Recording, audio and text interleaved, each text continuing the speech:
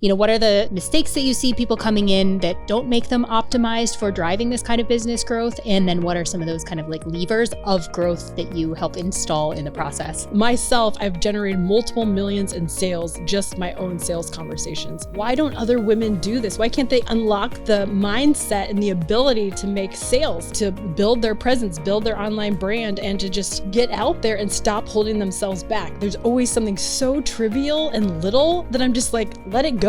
Like that is like my word to most people. I'm like, let it go, move on. Not everything's gonna work. Hire somebody, hire a coach, join a mastermind group, hire a marketing agency, hire someone to build your funnels, hire someone to do your podcast.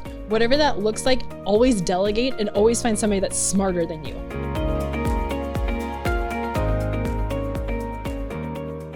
Welcome to the Firestarter Podcast. I'm Willa Kammerer. Today we are talking about how to turn a podcast into a revenue-generating asset that scales and grows your business. We're joined by Tamara Thompson, the founder of Broadcast Your Authority, to have this conversation. I'm just so happy to have you here, Tamara.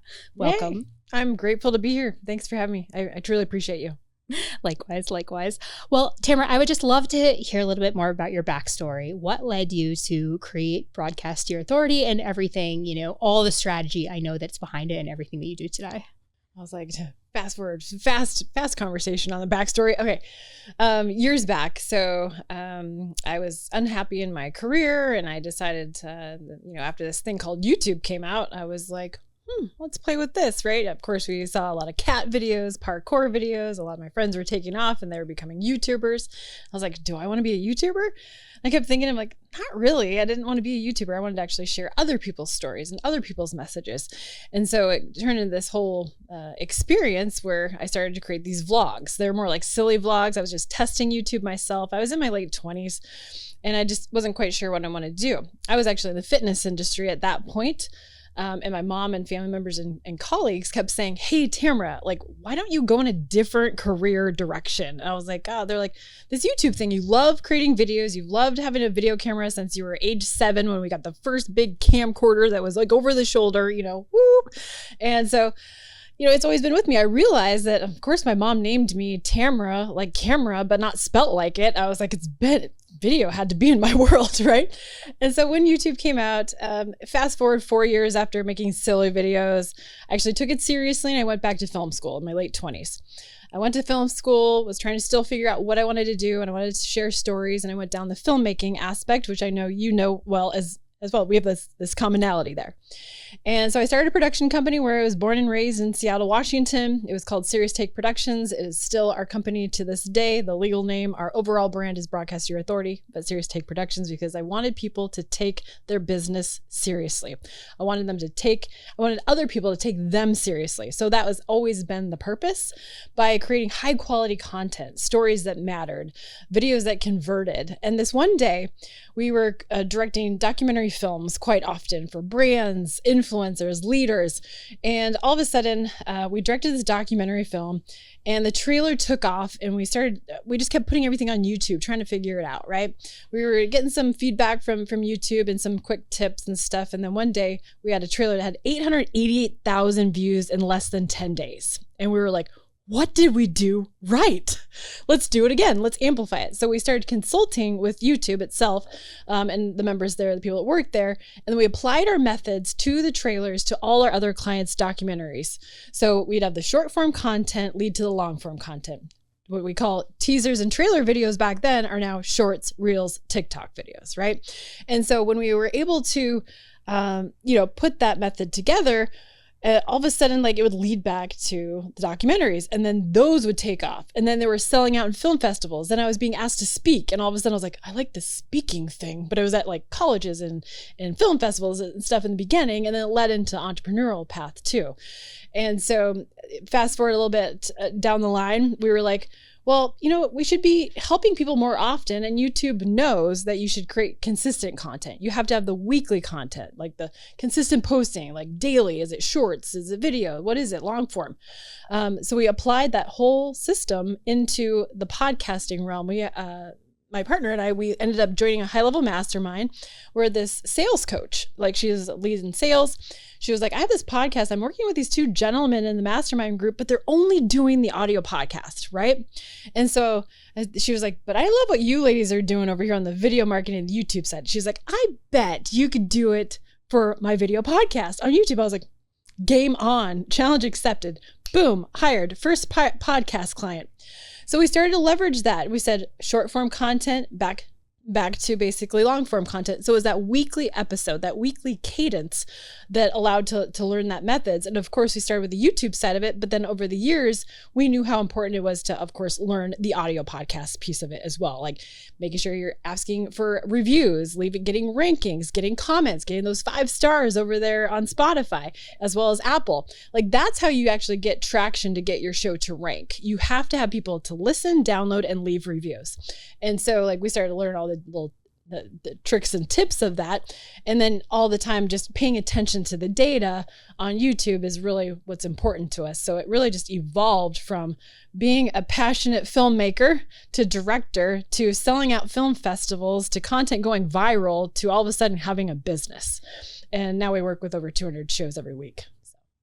So many things to dig into. And I love it. And, we connected through, I essentially heard you, kind of share that story on stage. And I was like, she is amazing. I love how, your journey. You're amazing. Well, and happy to be in the room together. I'm happy to be partnering with you, and, well, the second I heard you, we had a podcast and, approached it from, I think the place that a lot of, entrepreneurs and leaders, thought leaders, people who have something to say, want to get it out there.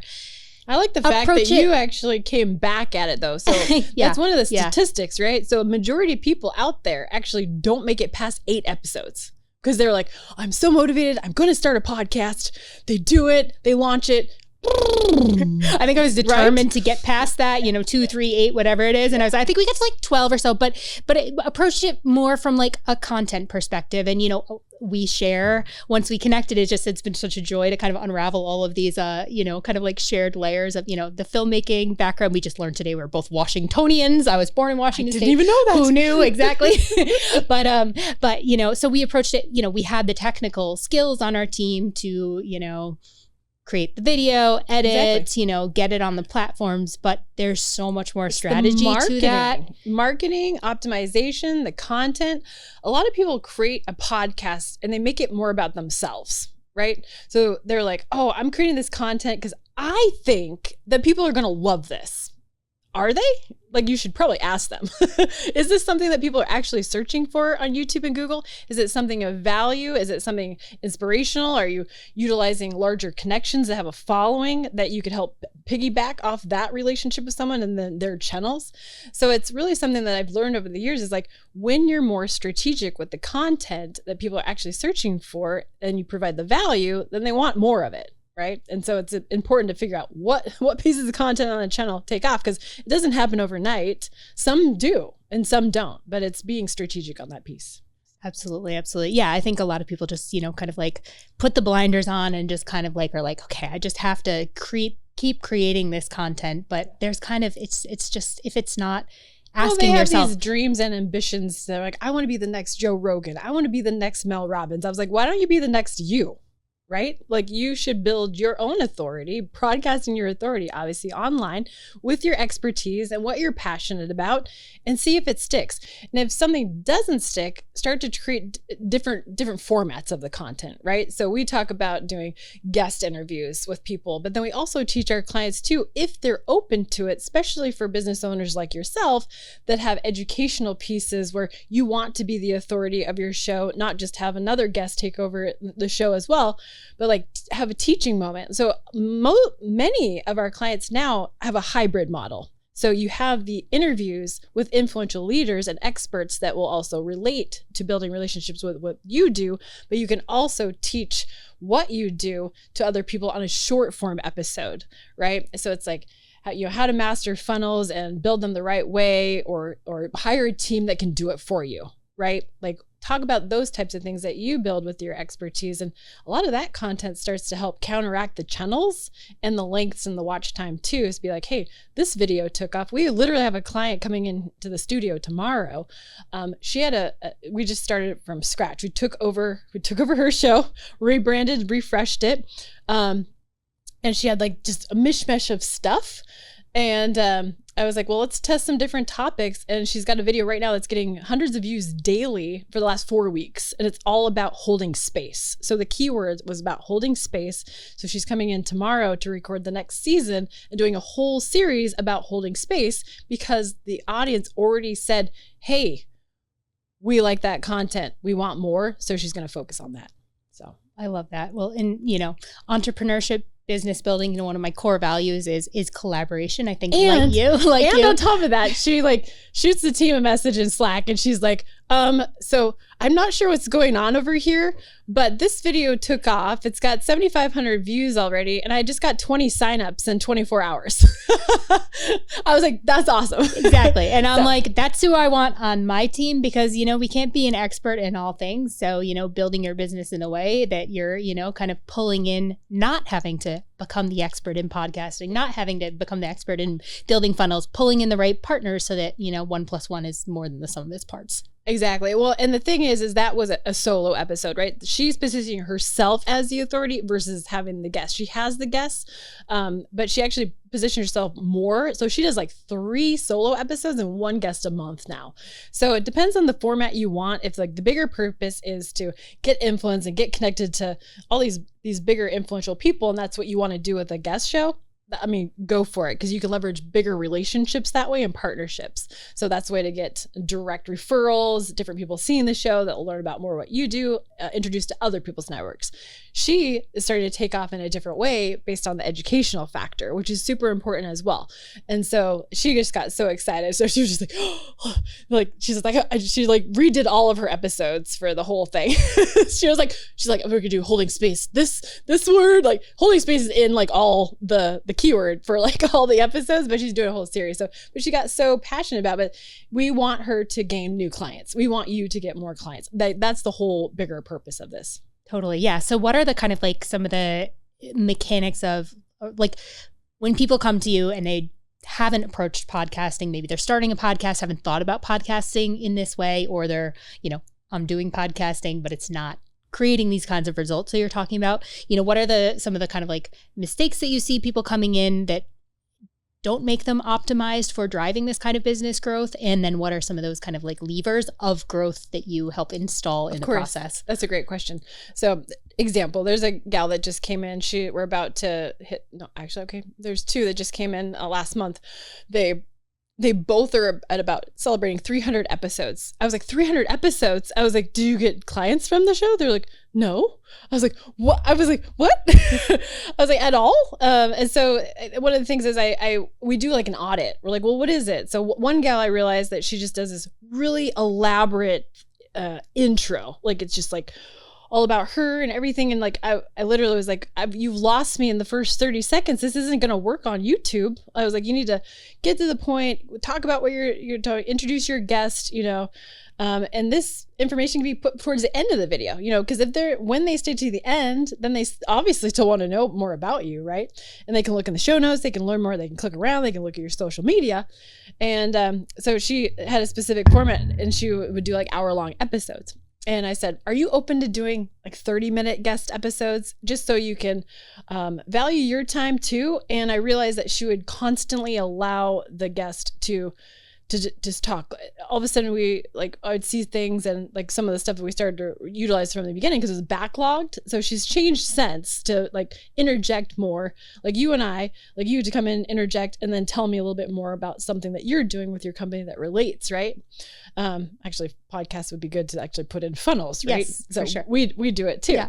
But yeah, so one of the things for her, I said, hey, knock down your guest interviews to 30 minutes. Let's shorten that intro. Let's have you jump in a little bit more often with these women that you're interviewing, because you're just letting them spill their guts in a way. And I'm like, but you need to tell them that you help women, like you empower women too.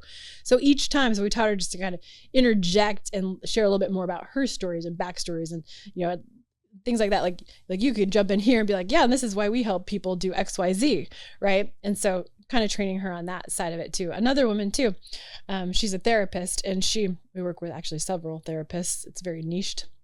But they do really well on YouTube because people are searching for help, right? And so this other gal came in. She literally has her photo as her podcast image. Like, it's just her profile picture. I was like, oh my. Like, nothing. Missed opportunity. Nothing's organized. Nothing's going through. And she never, ever gave a call to action. And so it was just like, well, tell them to do something, because even if it's to subscribe to your YouTube or leave a review, give them a call to action, because they won't do it unless you tell them, right? You watch through like Instagram reels, right? People want to take that next, and I think this gets to funnels, Tamara. What we do here, at our company Firestarter is you have to, with your podcast, with any way you are, inviting in, come listen, come engage, with sending someone off of Instagram, to engage with your company. You have to direct that customer journey and give them a next step, which is, why we focus so much in our business on building funnels, because you can't expect, to get those clients if you don't, tell them what to do next. That call to action, so important. Exactly. No, and yes, what you do is so important. And we tell all of our clients now, it got to be the point where we started turning down people and saying no, because we said, do you have a business? Do you have an offer? Because there are still people out there that are solopreneurs or small businesses, or they're constantly changing things, or they don't have the clarity on that. But when you have the clarity and you have the process and you have the offers, you can leverage your podcast really well. And so that's one of the things that we teach. And so, yes, we've taken on clients over in the past where, we help like strategize with people, but if they can't take the action and actually have their funnels built in place, which you do, is very important, because we say to our clients, you have to have your funnels in place, hire Willa's team here to be able to help you build that and then lead them to the funnel from the podcast. If it's from the middle of the podcast, you're sharing information, or if it's at the end of the show, we create funnels for our own brands, and we actually leverage the top performing podcasts onto that page, right? So if we're talking about something like with our Women Unlocking Wealth movement, right? So that particular page actually has the 2 top performing podcasts on there, so they can learn a little bit more about our personality, see that we actually have a show, and they can actually get to know us a little bit more just through content, more like conversational content versus just the pitching aspect that's throughout the rest of the landing page, right? So absolutely. And I think that, that's just such another value add to the podcast. It's just so important. Like, just establishes that relationship. It's deeper form content than like a, little Instagram short or an ad, just to help humanize really and build that relationship to ultimately, nurture into hopefully becoming a client. So I think it's just perfect. Well, and people end up seeing us everywhere. They're constantly like, oh, we see you guys everywhere. Well, one, it's because we start taking the top performing short form content from those higher performing long form content, and then we start to duplicate it and then run ads, right? So when you see the data of something actually performing, so like this interview, I'm sure is going to crush it. So we'll want to, drive traffic back to the clips about you talking about funnels that could also lead back to your website. So it's being strategic on that side too, because when they see you, when you pay attention to the organic content first, you say like, first 30 days, this short had 1,000 views. This short had 10,000 views. All right, so this one with Willa, we're going to use this one, and we're actually going to drive Google and YouTube real traffic to it, and then lead it back. One call to action is to the full length episode. 2, we're going to lead them back to your website. So it's important to just pay attention to the data and then be able to amplify it through ads. Which is why I hired a pro to help us do all of that. Master of delegation here. Well, I know we're running a little low on time, but Tamara, I love following your journey, being part of your world. And you also, I just love how you also share your journey as an entrepreneur, as a leader, and, are building through your own living as an example as an entrepreneur and a woman, just, your journey really helping women unlocking wealth as well. If you want to just touch on that piece a little bit, and that kind of like what inspires you on that mission. Well, I started realizing that realizing that when I would go to events or host my own events, and like I'm very resilient. I won't go into my deep story or anything like that, but I just celebrated 15 years sober last month, and I went through a lot. I hit my own rock bottom in my own life journey, and that rock bottom can never like compare to like business is not hard to me. Like things come up in business where people dwell on things and they're like, oh, you know, this photo needs to be photoshopped, or I don't like the way I look, or oh, I don't like how I sound, or oh, I look fat, or you know, there's all these things where people are low mindsets. They're just holding themselves back, and that happens a lot when I talk to women in business. And you know, I actually just lost about 85 pounds the last year and a half, and you know what? I kept going back. Now I look at myself, I was like, oh my gosh, that clip, I was really fat, but man, I was confident. You know, like I'm just like, you know, I've always been confident because I always knew who I was and I always knew the direction I wanted to go. But then I started having more conversations about women like not hitting their first 7 figures or not hitting multiple 6 figures or doing these things. And I just literally was like, talked to my partner. I said, I want to help more women reach that 7-figure mark that most people don't hit. And it's a very small percentage. And we're grateful to be in the top 2% now. Like we've built success, but we built it from scratch. Like we didn't come from anything. My partner came from a lower class family. Mine was middle class family. No funding, no investors, nothing. Grit, relationships, masterminds, sales. Myself, I've generated multiple millions in sales, just my own sales conversations, which was crazy to think about. But then I think about like, why don't other women do this? Why can't they unlock the mindset and the ability to make sales, to build their presence, build their online brand, and to just get out there and stop holding themselves back? There's always something so trivial and little that I'm just like, let it go. Like that is like my word to most people. I'm like, let it go. Move on. Let it go. Move on. Take action. Try something. Don't keep repeating the same stories. Exactly. Right? And so like I constantly just, if something doesn't work, we test something else. Not everything's going to work. You test something else, you know, work it out. Hire somebody, hire a coach, join a mastermind group, hire a marketing agency, hire someone to build your funnels, hire someone to do your podcast. Whatever that looks like, always delegate and always find somebody that's smarter than you. Like I'm constantly like, oh, I want to connect this with this person. We have our first billionaire coming out to our show in Vegas. I'm glad you're coming out with us, coming out to be on the show. And I guessed his email. I guessed it. 3 of them. I guessed their emails. All 3 of them are coming out, and they loved how I approached them.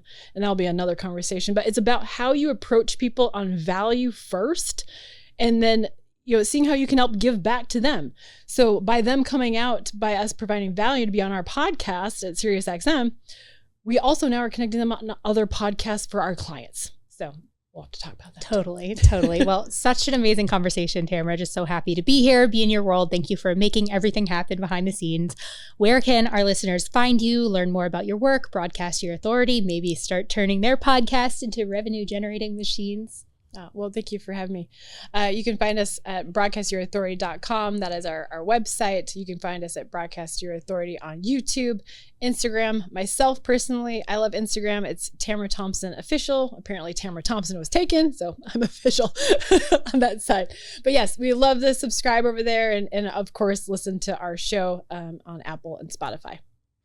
Awesome. And thank you so much for tuning into another episode of the Firestarter Podcast, brought to you by Tamara and team at Broadcast Your Authority. Loved having this conversation. And if you enjoyed what you heard today, please be sure to check out the rest of our episodes on YouTube at Willa Kammerer, the Firestarter Podcast. Be sure to subscribe and also check us out on Apple Podcasts and Spotify. Leaving a review goes such a long way in helping more listeners find us and tune into the show. So thank you so much for being here, and we will see you on the next episode.